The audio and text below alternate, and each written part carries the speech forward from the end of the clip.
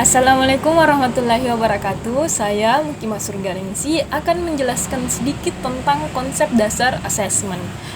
Kita mulai dari pengertian asesmen.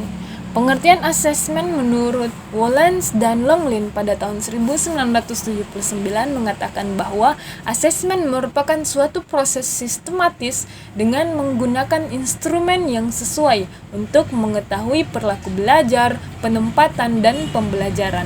Selanjutnya, menurut Sujana mengatakan bahwa asesmen merupakan proses memberikan atau menentukan nilai kepada objek tertentu berdasarkan suatu kriteria tertentu.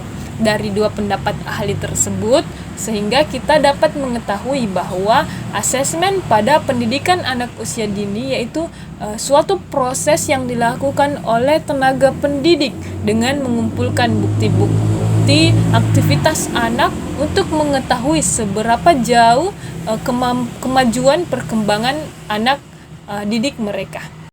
Selanjutnya yaitu mengapa asesmen penting dilakukan. Yang pertama yaitu karena setiap anak memiliki tempo dan irama perkembangan yang berbeda.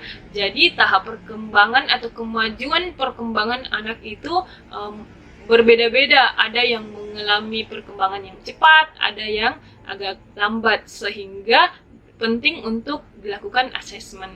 Yang kedua yaitu karena kurikulum yang merupakan acuan memiliki sifat yang generik dan normatif, sehingga tidak bisa diberlakukan secara massal atau berlaku untuk semua anak didik.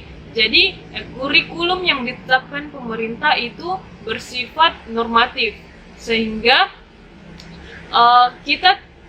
ada anak yang mungkin mengalami keterlambatan perkembangan yang tidak sesuai dengan kurikulum, maka asesmen penting dilakukan sehingga guru bisa memberikan stimulasi yang tepat untuk anak tersebut.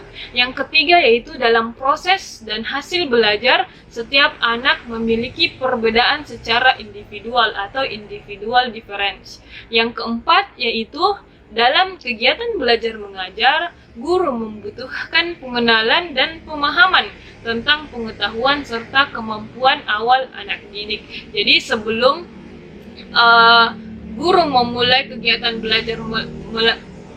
belajar mengajar, di awal pertemuan guru perlu mengetahui seberapa tingkat kemampuan anak tersebut sehingga mampu diberikan penanganan yang tepat selama kegiatan proses belajar mengajar tersebut. Makanya asesmen menjadi penting. Selanjutnya yaitu tujuan asesmen. Tujuan asesmen terbagi atas 5, yaitu yang pertama penyaringan atau screening, yang kedua pengalih tanganan atau referral, yang ketiga klasifikasi atau classification, yang keempat perencanaan pembelajaran atau instructional planning, dan yang terakhir yaitu pemantauan kemajuan belajar anak atau monitoring pupil progress.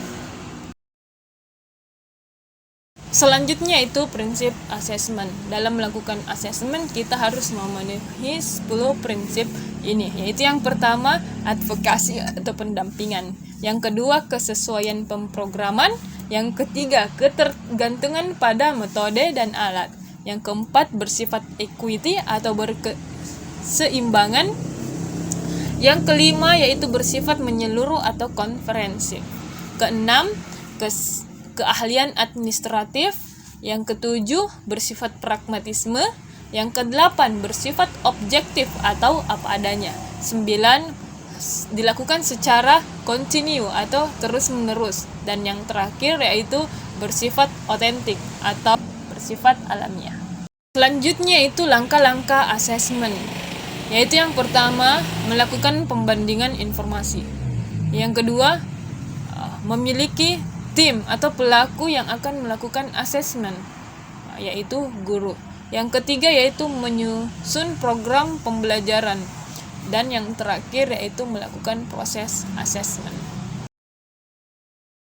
Selanjutnya yaitu jenis-jenis asesmen. Ada 3 jenis asesmen. Yang pertama yaitu tes, yang kedua diagnostik, yang ketiga evaluasi. Apa itu tes? Tes yaitu proses mendapatkan data yang bersifat kuantitatif.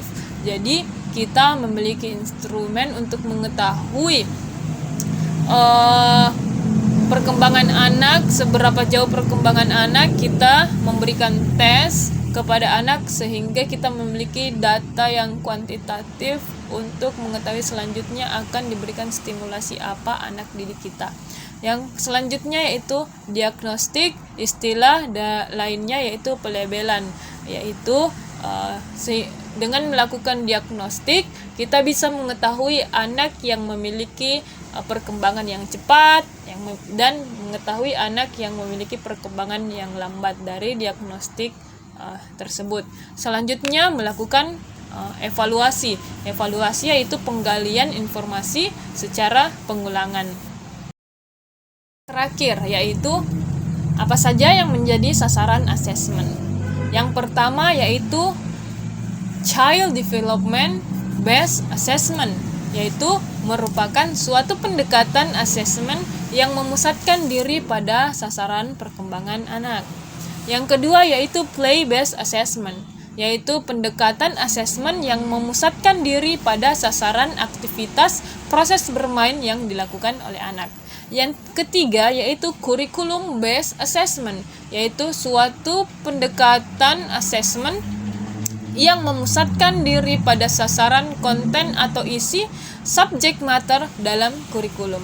Dan yang terakhir yaitu Multiple Intelligence Based Assessment, yaitu suatu pendekatan asesmen yang memusatkan pada sasaran dimensi kecerdasan jamak. Mungkin itu saja yang bisa saya jelaskan, kurang dan lebihnya mohon maaf. Wassalamualaikum warahmatullahi wabarakatuh.